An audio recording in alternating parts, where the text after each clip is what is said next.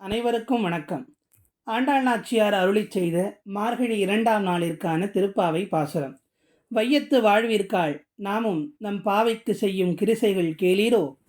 பார்க்கடலுள் பையத்துயின்ற பரமன் அடிபாடி நெய்யுண்ணோம் பாலுண்ணோம் நாட்காலே நீராடி மையிட்டு எழுதோம் மலரிட்டு யாம் முடியோம் செய்யாதனச் செய்யோம் தீக்குறளை சென்று ஓதோம் ஐயமும் பிச்சையும் ஆந்தனையும் கை காட்டி உய்யுமாறு எண்ணி உகந்தேலோர் எம்பாவாய். நேற்றைய பாசுரத்திலே நீராடுவதற்காக தோழி பெண்களை அழைத்தார். இன்றைக்கு அந்த விரத முறையை இங்கே ஆண்டாள் நாச்சியார் குறிப்பிட்டு காட்டுகிறார். என்னென்ன செய்யணும் செய்யக்கூடாது நோன்பு காலத்திலே என்று சொல்லுகிறார்.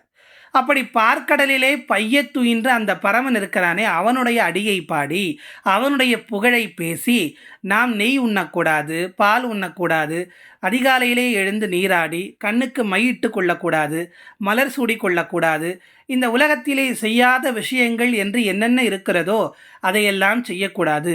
தீக்குறளை சென்று இந்த கோள் சொல்லுதல் இருக்கிறதே, ஒரு இடத்திலிருந்து மற்றொரு இடத்திற்கு சென்று சொல்லுதல், அந்த கோள் சொல்லுதலை செய்யக்கூடாது. இப்படி உலகத்திலே என்னென்ன செய்யக்கூடாத விஷயங்கள் இருக்கிறதோ அதையெல்லாம் தீங்கு விளைவிக்கக்கூடிய விஷயங்களை செய்யக்கூடாது. நம்முடைய புற அழகு என்பது நமக்கு தேவையில்லாதது.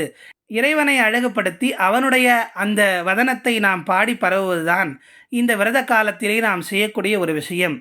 அது மட்டுமல்லாது செய்ய வேண்டிய விஷயமாக ஆண்டாள் நாச்சியார் சொல்வது, ஐயமும் பிச்சையும் இல்லாதவர்களுக்கு, வறியவர்களுக்கு, நோயாளிகளுக்கு, ஞானியர்களுக்கு, யோகிகர்களுக்கு தன்னிடத்திலே தானம் என்று எதையாவது கொடுத்து அவர்களுக்கு உணவளித்து அவர்களுடைய பசிப்பினியை போக்க வேண்டும் என்று ஆண்டாள் நாச்சியார் சொல்லுகிறார்.